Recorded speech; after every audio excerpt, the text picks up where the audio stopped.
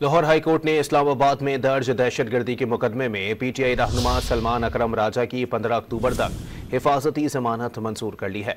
मजीद जानते हैं don news के नुमाइंदे राना बिलाल से। जी राना बिलाल, बताइएगा।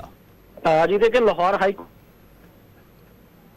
राजा की इस्लामाबाद में दर्ज दहशतगर्दी के मुकदमे में हिफाजती जमानत मंजूर करते हुए पुलिस को 15 अक्टूबर तक सलमान अकरम राजा की गिरफ्तारी से रोक दिया है। लाहौर हाईकोर्ट के जस्टिस शहबाज रिजवी की सरबराही में 2 रुकनी बेंच ने सलमान अकरम राजा की दरखास्त पर समाअत की और सलमान अकरम राजा के खिलाफ इस्लामाबाद के थाना सेक्रेटेरिएट में दहशतगर्दी दफात के तहत मुकदमा दर्ज है। सलमान अकरम राजा के वकील ने मौका इख्तियार किया कि सलमान अकरम राजा मुतलका अदालत में पेश होना चाहते हैं और वहां से जमानत लेना चाहते हैं, लिहाजा अदालत हिफाजती जमानत मंजूर करे।